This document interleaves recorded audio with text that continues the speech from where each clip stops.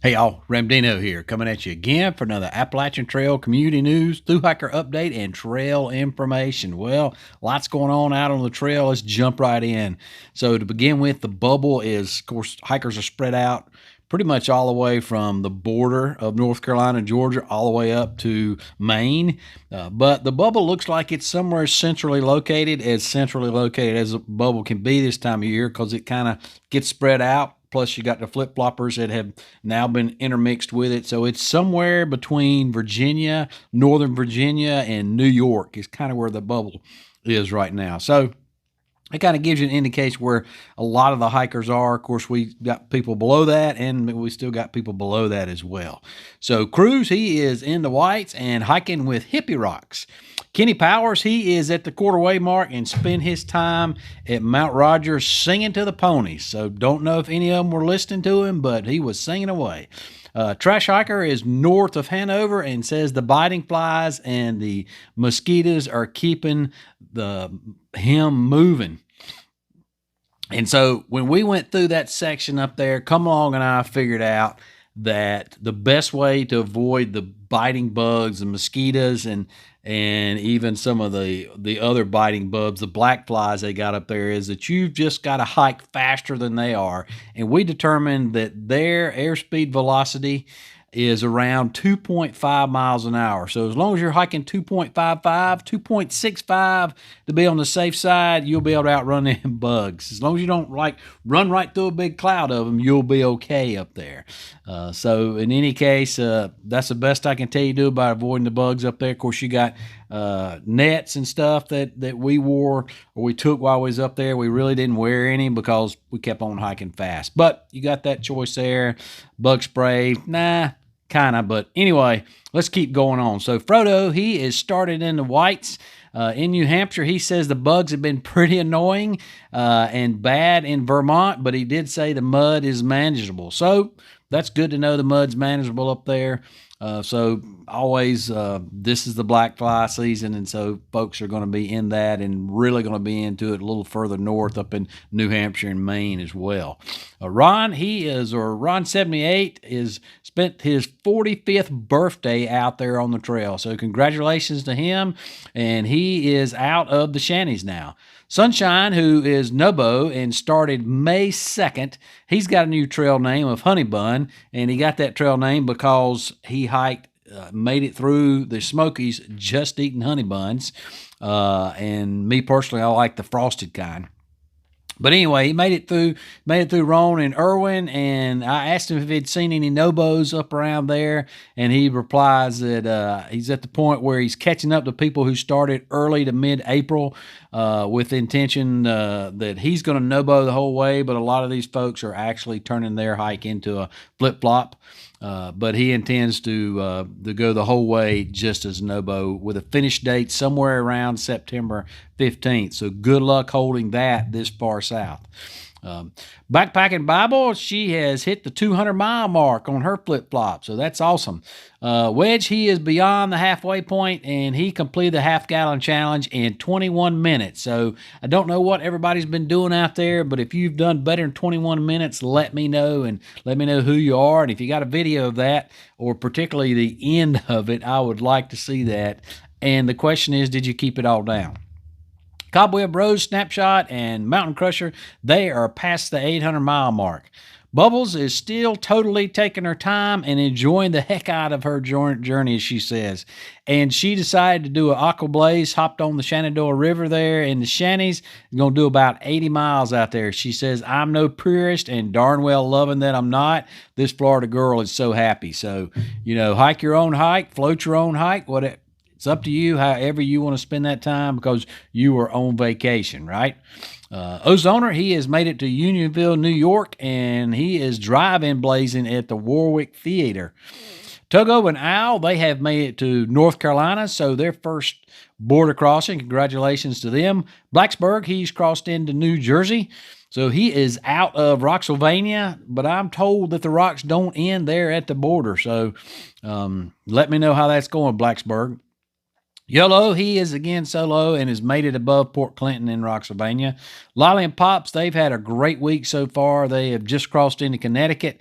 They say they are surrounded by lots of through hikers. The detour is no longer needed, they said, for the mile 1,461. They say that they have lashed 2 logs together for the bridge there, and so you don't have to take that detour. They do say the mosquitoes are quite heavy, and they are starting to see black flies or two. McDuck, the Okie, and JFK, they have passed the halfway mark. Congratulations to them. And they did the half-gallon challenge as well. And apparently they wanted the ice cream bad because they had a gross of these lactose pills for folks that are lactose intolerant there. So it looks like they came well prepared for the ice cream challenge. Baby Boomer left Thornton Gap and is giving herself a week to get to the Stumble Inn. She goes, after all, she's a Southern lady and she's going to take her own sweet time.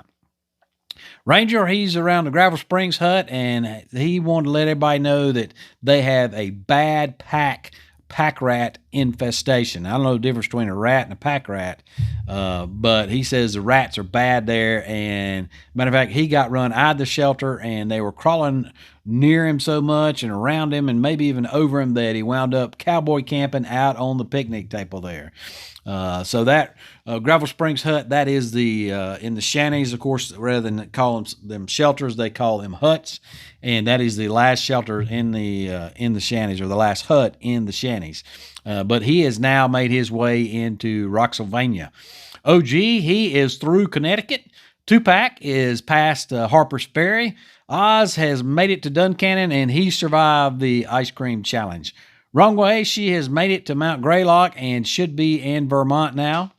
78 has left Harper's Ferry, says he was number 415, and he was when he was at Harper's Ferry, and he was 704 when he was in Georgia. Blue has made it 1,000 miles and is still having as much fun as he did on day one. Stinger is at Mount Greylock tonight and will be in Vermont tomorrow. Rock and Roll, they have crossed over into New York, or he has crossed over into New York, and Greyhound and Bell Out, they are in the shanties.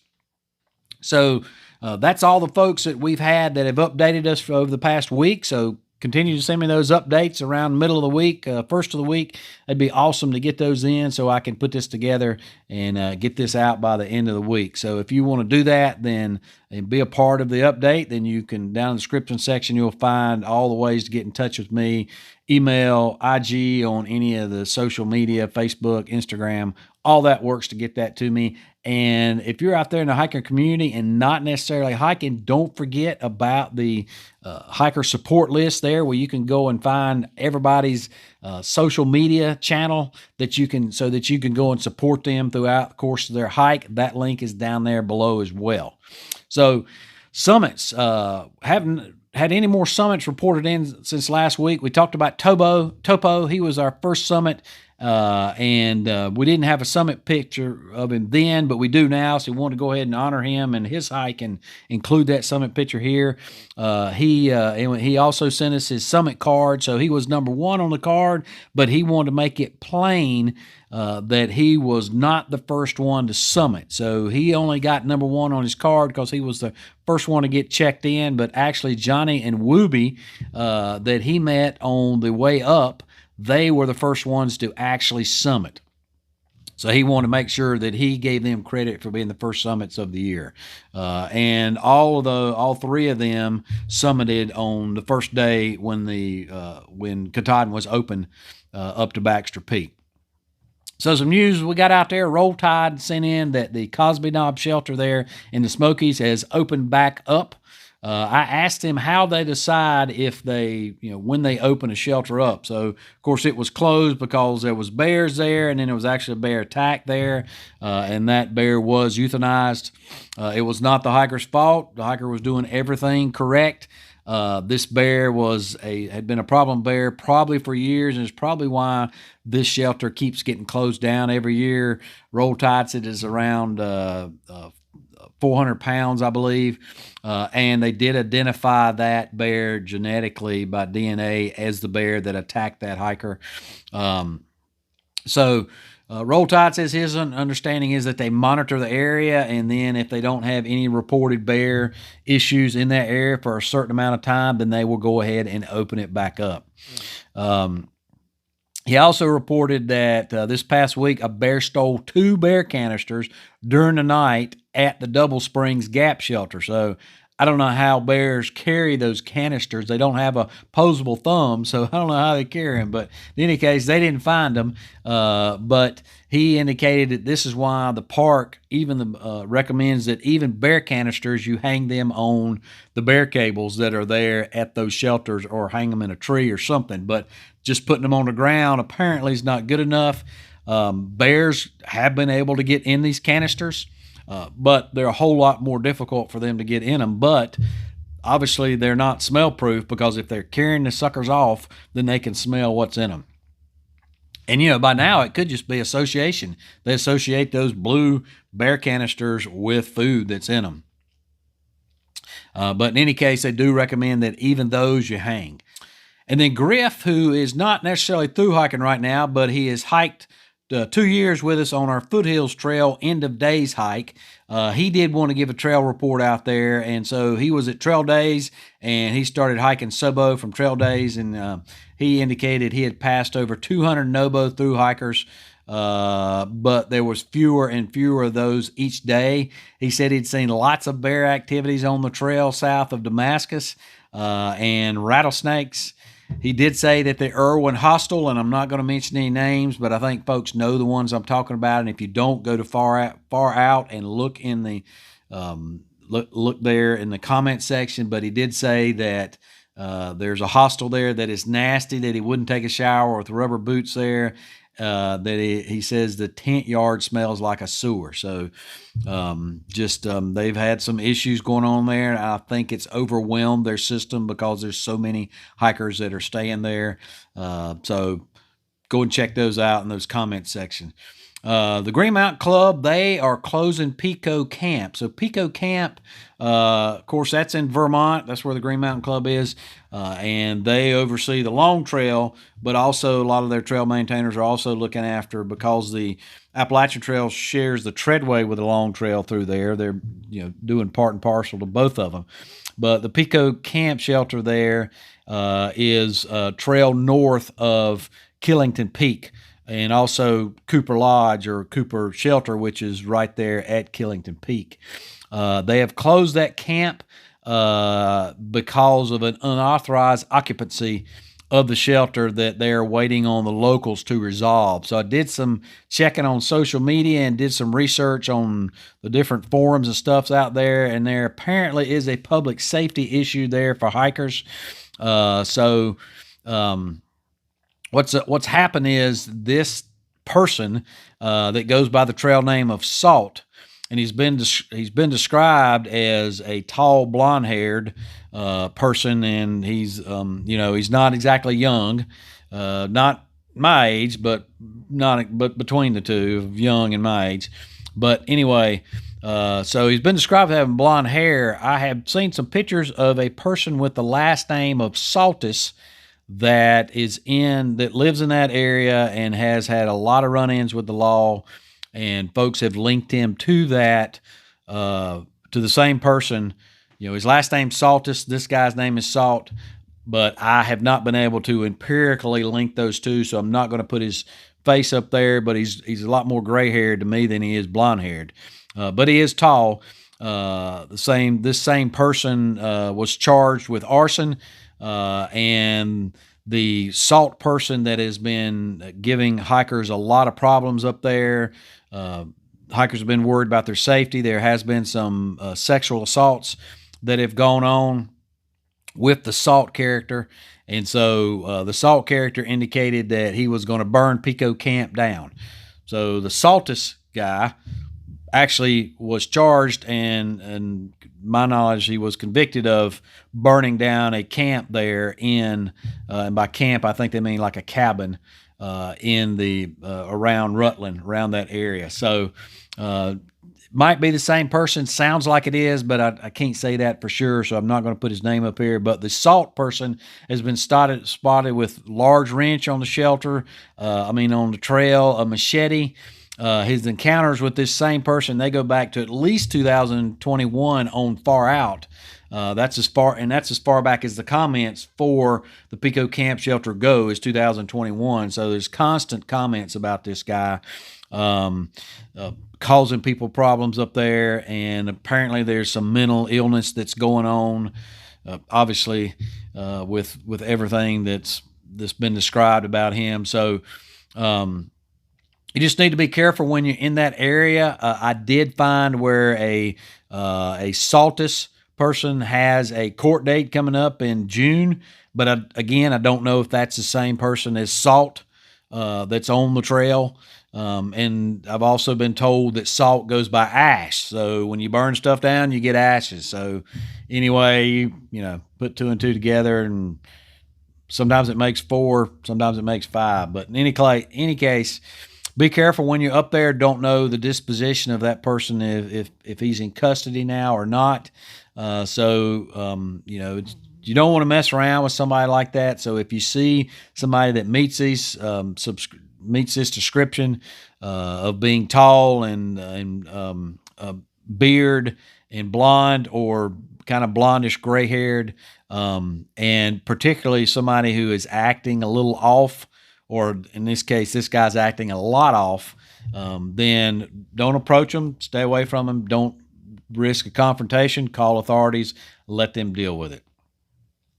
And then we got another threat, not of the two-legged kind. Well, actually, it is the two-legged kind, but this is a different two-legged creature, and these are goshawks up in Maine. So a year ago, from this update today, the goshawks were attacking people up around Pierce Pond in Maine, and that's at around Nobo Mile 2039. So there was a goshawk nesting area that the trail was going through, and I'm pretty sure the trail was there before the goshawks were, but they don't care.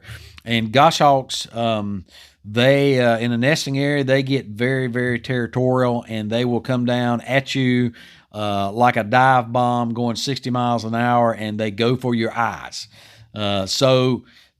Have not had any reports this year that has happened, but it happened last year, and it's probably unlikely they've moved the nesting areas.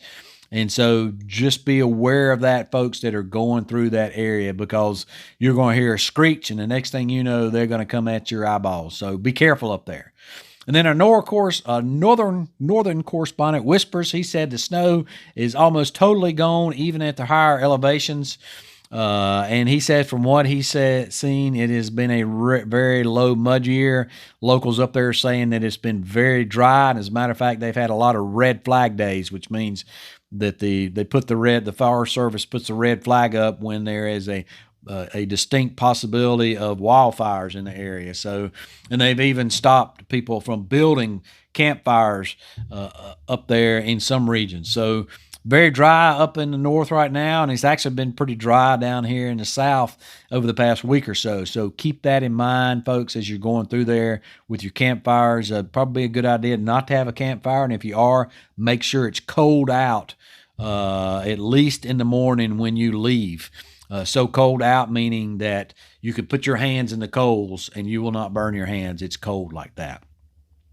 And now for a good laugh or a cry or whatever you want to look at it, I have had a hiker sent in that Sandra Mara, who is the CEO and pres of the ATC, is running for the Boulevard Town Council, which is the town there next to Harper's Ferry. So what I'd like to do is everybody in Boulevard go out and vote for her, and then maybe she'll get elected and she'll decide that's her thing now instead of the ATC. Of course, the ATC I know pays her a fortune, and the town council probably is not going to pay her a fortune, maybe a stipend, but not a fortune to do that. But I guess she's tired, or maybe she just figures that running the ATC is not enough for her. She wants to go to run the town of Boulevard. So Clearly she's got some free time on her hands from running the ATC that she can be on the town council. So go vote for her. Maybe she'll find that that's her new calling now, and she will retire from the ATC. And then finally, I'm going to be on trail this coming weekend. I'm awful excited about that. I'm going to finish the Triple Crown and keep on going on the Blue Ridge Parkway. So I'm just really pumped. I have not been out on the trail really probably since the end of day's hike on the Foothills Trail. So awful excited about that. So hope to see some folks out there on the trail. I'll probably be somewhere right around the bubble. So look for me. Definitely let's chat trail if we get together somewhere around the shelter at camp. Folks, that's all I got this week. As always, appreciate you, and we'll see you out there.